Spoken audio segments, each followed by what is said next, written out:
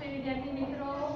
आज આપણે ધોરણ 4 જેમાં વિષય પર્યાવરણ જોવાના છીએ।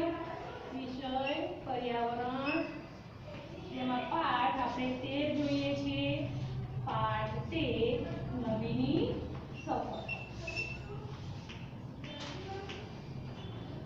જેમાં મેં તમને આગળના તાસમાં વિકલ્પો જે હતા એ લખાવ્યા હતા, ખાલી જગ્યા, ખરા ખોટા અને જોડકા, બરોબર? આટલે સુધી લખાવેલું છે। હવે પછી આજે આપણે તફાવત જે છે એ જોવાના છીએ। તો સૂચના તરીકે લખજો કે તફાવત લખો।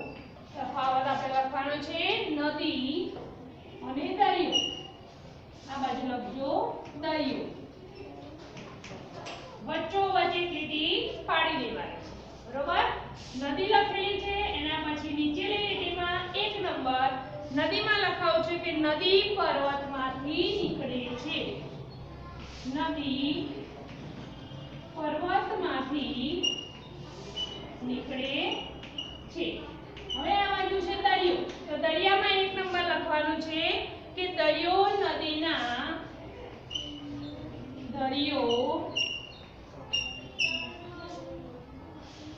નદીના પાણીથી સંગ્રહ થઈને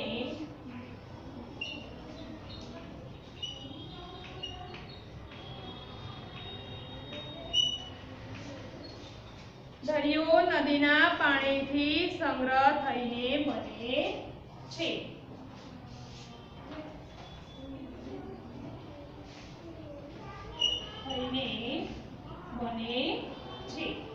નામ આવે અહીંયા તમારે પણ નોટમાં નામ આવે તો તમે નીચે લીટીમાં લખવાનું। પછી જ્યારે આ બાજુ છે તમારે એક લીટી હોય તો જ્યાં 2 નંબર મારો છો ત્યાં જ 2 નંબર મારજો, બરાબર?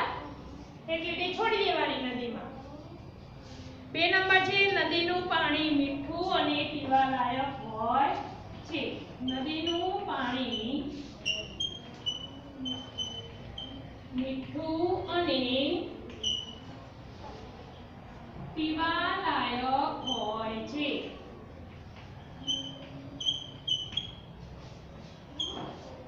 2 નંબર છે આ બાજુ દરિયામાં કે દરિયાનું પાણી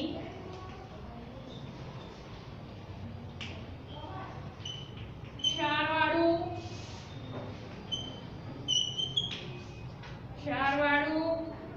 ખારું અને પીવા લાયક હોતું નથી। પીવા લાયક હોતું નથી। ત્રીજું છે નદીનું પાણી ખેતી અને સિંચાઈ માટે। નદીનું પાણી ખેતી અને સિંચાઈ માટે ઉપયોગી છે। જ્યારે દરિયાનું પાણી ખેતી અને સિંચાઈ માટે વાપરી શકાતું નથી। દરિયાનું પાણી ખેતી અને સિંચાઈ માટે વાપરી શકાતું નથી। 4 નંબર છે નદીમાં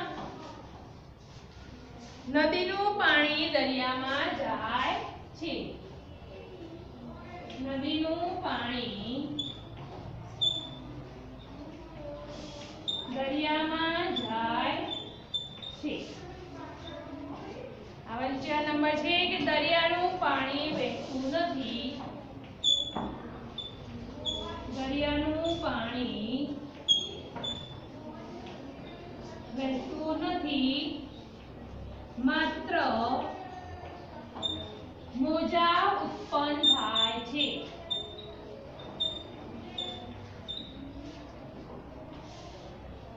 નદી સુકાઈ જાય છે। 5 નંબર છે નદી સુકાઈ જાય છે। જ્યારે દરિયો હોય છે કદાપી સુકાતો નથી। દરિયો સુકાતો નથી। 5 મુદ્દા પર્વતના છે. વ્યવસ્થિત લખજો દરેક જણ. જે પણ અહીંયા હું લખાવું છું તમારે પણ તમારી નોટમાં લખવાનું છે. સારા સારા અક્ષરે વ્યવસ્થિત એક લખાઈ જાય પછી લીટી છોડવાનું રાખો, જેથી કરીને તમારું લખાણ જે છે એ ભેગું ભેગું લાગે નહીં. એક મુદ્દો પતી જાય પછી એક લીટી છોડી દેવાની. બરોબર? ના છોડી હોય તો હવે છોડવાનું, પણ સારું લખવાનું.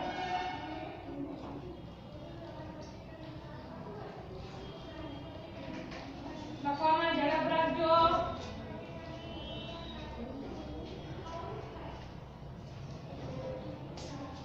જોઈ લઈએ આપણે ફરી એકવાર. તફાવત છે કે પહેલો મુદ્દો છે કે નદી પર્વતમાંથી નીકળે છે.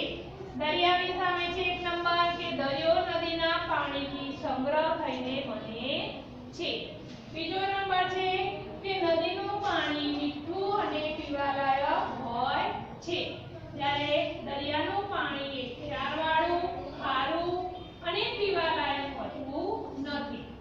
ત્રીજો મુદ્દો છે કે નદીનું પાણી ખેતી અને સિંચાઈ માટે ઉપયોગી છે, જ્યારે દરિયાનું પાણી ખેતી અને સિંચાઈ માટે વાપરી શકાતું નથી. ચોથું છે નદીનું પાણી દરિયામાં જાય છે, જ્યારે દરિયાનું પાણી હોય છે વહેતું હોતું નથી, એમાં માત્ર મોજા જ ઉત્પન્ન થતા હોય છે. 5 નંબર છે કે નદી સુકાઈ જાય છે, જ્યારે દરિયો એ મોટો હોય છે, ક્યારે સુકાતો હોતો નથી. બરોબર? હવે આપણે અહીંયા તફાવત જોયો. હવે એના પછી પ્રશ્નોના જવાબ જે છે એક વાક્યના પ્રશ્નોના જવાબ એ જોઈશું. પહેલા સૂચના લખીશું કે એક વાક્યના પ્રશ્નોના જવાબ લખો.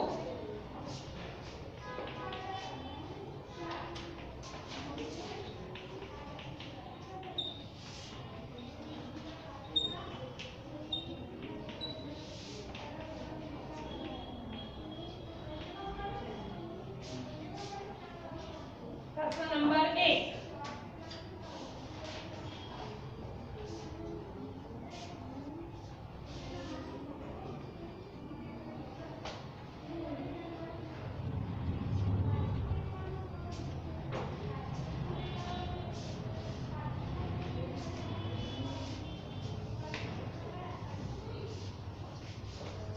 પાણીના પ્રાપ્તિ સ્થાનો જણાવો. પાણીના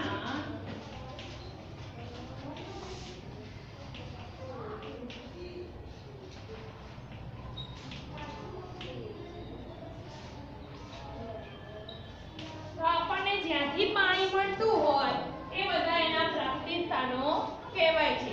તો એ બધા આપણે લખાય કે વરસાદ, ઝરણા, નદી, કુવા એ બધું જ પ્રાપ્તિ સ્થાનોમાં આવે. તો લખીશું વરસાદ,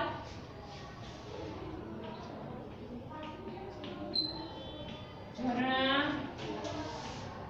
નદી, કુવા, સરોવર, તળાવ વગેરે પાણીના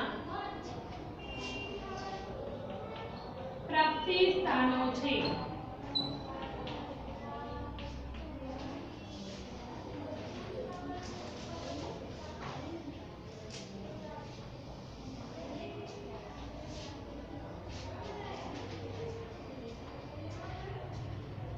લખવામાં થોડી ઝડપ રાખવાની. પ્રશ્ન નંબર 2.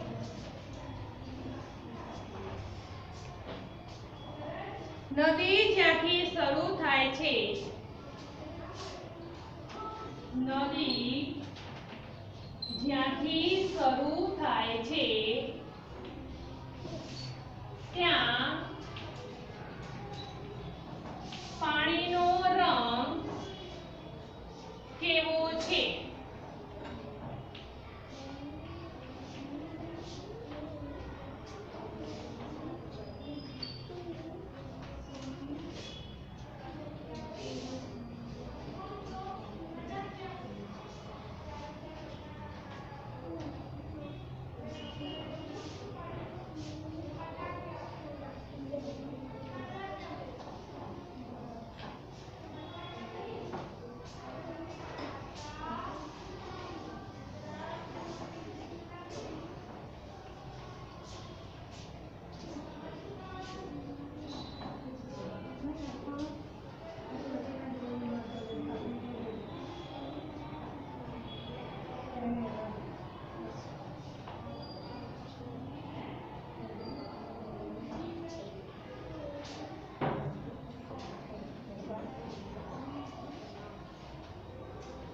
બે નંબર છે નદી જ્યાંથી શરૂ થાય છે ત્યાં પાણીનો રંગ કેવો હોય છે? તો લખીશું જવાબ કે નદી જ્યાંથી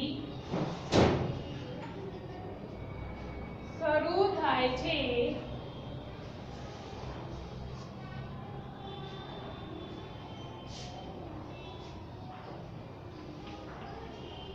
ત્યાં પાણીનો રંગ સ્વચ્છ અને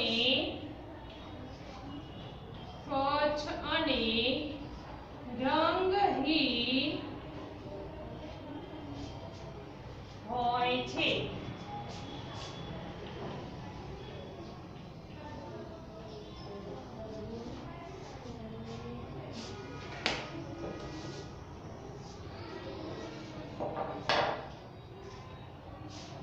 દરિયાનું પાણી પીવાલાયક હોય છે કેમ?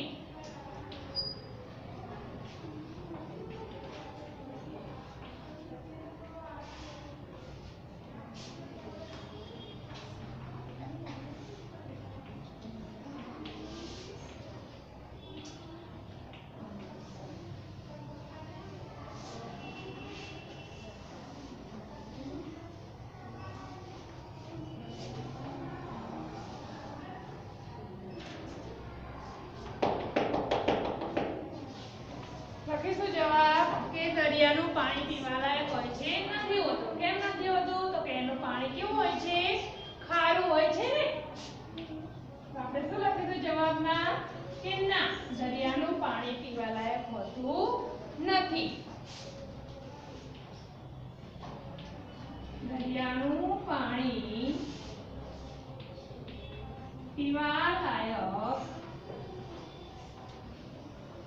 હોતું નથી કારણ કે તે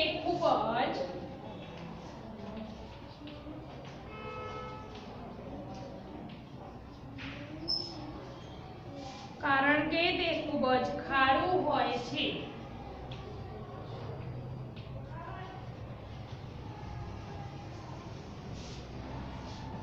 તેમાં રેતી અને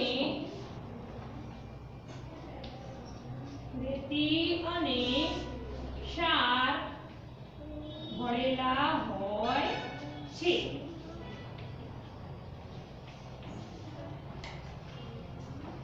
એક વાક્યના પ્રશ્નના જવાબ. પહેલું છે પાણીના પ્રાપ્તિ સ્થાનો જણાવો. તો લખીશું જવાબમાં કે વરસાદ, ઝરણા, નદી, કુવા, સરોવર, તળાવ વગેરે પાણીના પ્રાપ્તિ સ્થાનો છે. બે નંબર છે નદી જ્યાંથી શરૂ થાય છે ત્યાં પાણીનો રંગ કેવો છે?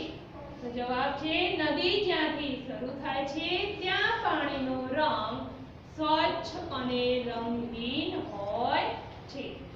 ત્રીજો પ્રશ્ન છે દરિયાનું પાણી પીવાલાયક હોય છે કેમ?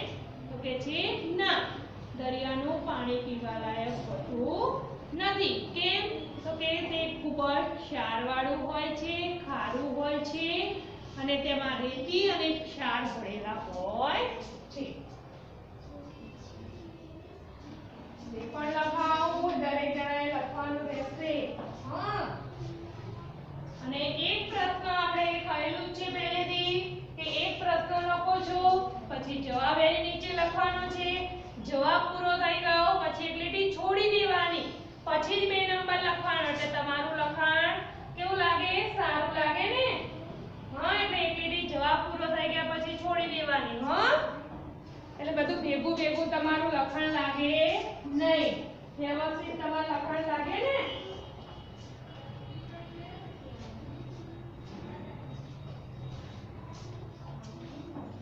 ચલો હવે આગળ જોઈશું 4 નંબર.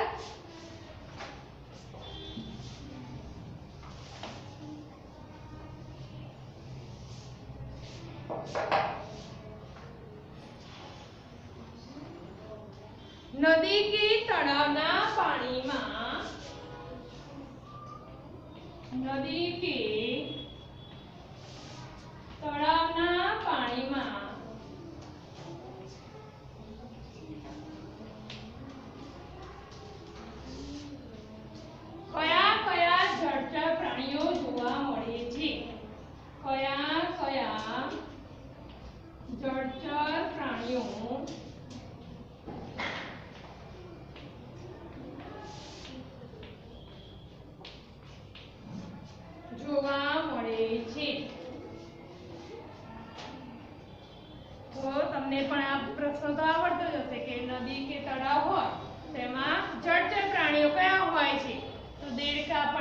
જોયેલા છે, માછલીઓ પણ જોયેલી છે, મગર પણ જોયેલા છે, બરોબર. એટલે આ બધા શું છે? જળચર પ્રાણીઓ છે. કાચબા પણ હોય છે. તો આપણે લખવાનું માછલીઓ,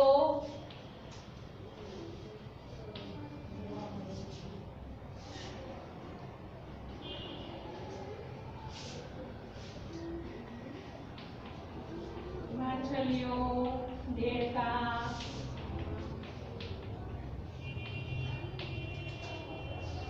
કાચબા વગેરે જોવા મળે છે. જળચર પ્રાણીઓ જોવા મળે છે.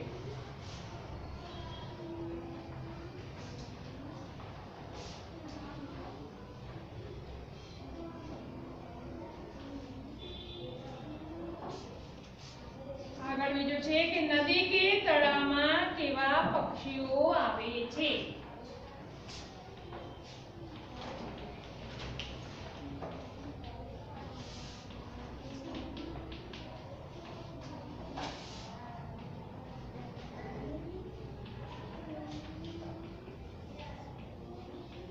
આમાં તમારે ઉપર જે પ્રશ્ન લખાય એમાં મગર પણ લખી શકો, બરોબર. લખવું હોય તો જવાબમાં લખાય.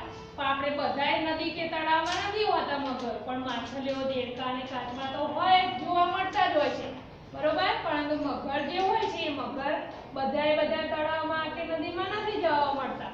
એ અમુક જ નદી કે તળાવમાં જોવા મળે છે. પણ તમારે લખવું હોય તો પણ લખી શકો છો, બરોબર. 5 નંબર કે નદી કે તળાવમાં કેવા પક્ષીઓ આવે છે?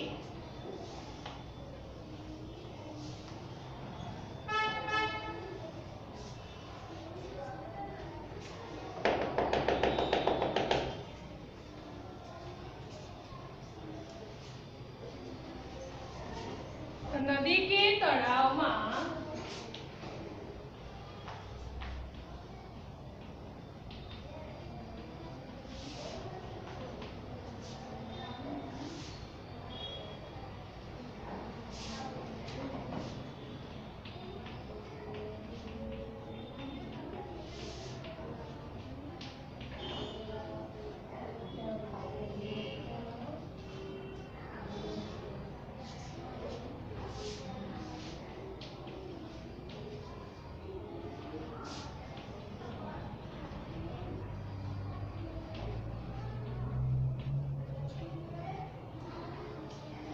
નદી કે તળાવમાં કેવા પક્ષીઓ આવે છે? તો બતક પણ જોવા મળે, બગલો પણ જોવા મળે, સારસ, ટીટોળી વગેરે પક્ષીઓ આવે છે.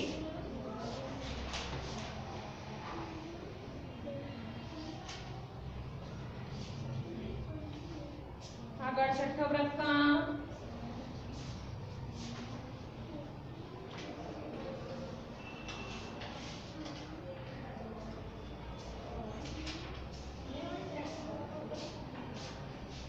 ઘરે પાણીને ચોખ્ખું કરવાના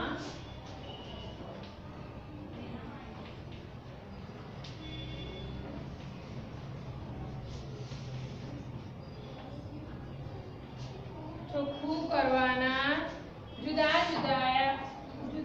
જુદા ઉપાયો લખો. તો તમે પાણીને ચોખ્ખું કરવું હોય છે તો ઘરે શું કરો છો? તો તમે પાણીને ઉકાળો ને, પાણીને ઉકાળો એટલે પાણી કેવું થાય? ચોખ્ખું થાય છે. પછી એને ક્લોરીનની ગોળીઓ નાખો તો પણ ચોખ્ખું થાય છે, બરોબર. પછી એક્વાગાર્ડ, ત્યાં તો બધાના ઘરે લગભગ એક્વાગાર્ડ હોય જ છે, જેથી કરીને પાણી એ ચોખ્ખું આવે છે, હે ને. તો આપણે લખીશું ઉકાળીને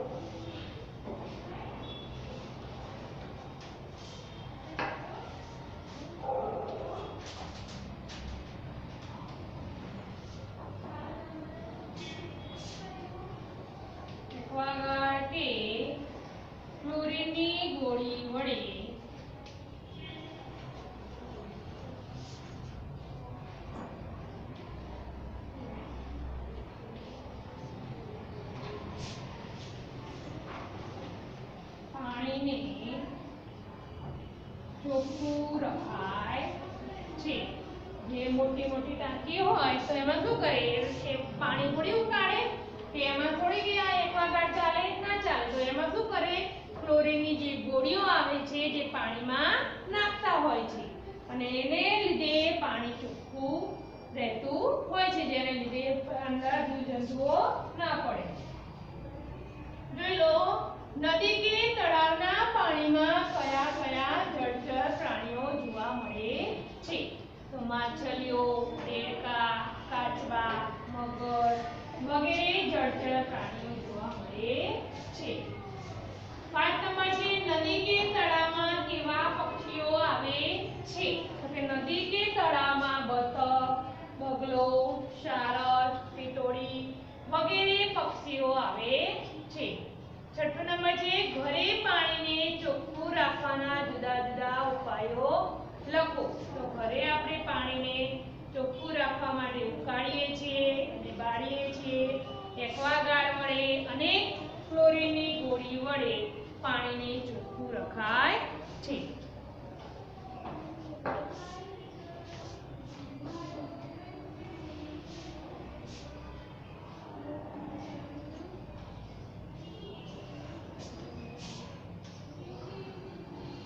સાતમો પ્રશ્ન છે નદી ક્યાંથી નીકળે છે અને કોને મળે છે? નદી ક્યાંથી નીકળે છે અને કોને મળે છે?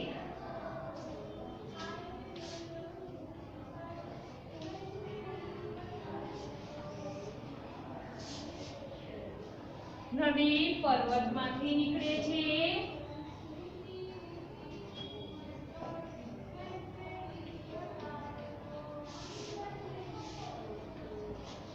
નદી પર્વતમાંથી નીકળે છે અને કોને મળે છે તો કે છે દરિયાને મળે છે.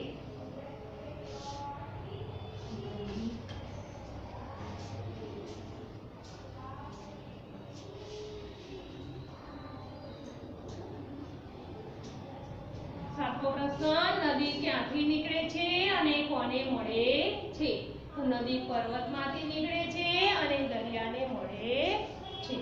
બરોબર અહીંયા જે પણ મેં લખાયું એ તમારે પણ નોટમાં લખવાનું રહેશે. સારા અક્ષરે વ્યવસ્થિત ગુજરાતી કે હોય કે પર્યાવરણ હોય આપણે ઉપરની લીટી નડારીને લખવાનું છે. પ્રશ્ન લખ્યો, જવાબ લખ્યો, પછી એક લીટી છોડી દેવાની, વળી પાછો પ્રશ્ન બીજો નવો લખવાનો. બરોબર ભેગું ભેગું લખવાનું નહીં. આપણે અહીંયા અત્યારે અત્યાર સુધી જોયું એક વાક્યના 7 પ્રશ્ન જોયા, બાકીનું જે છે એ આપણે પછીના તાસમાં જોઈશું.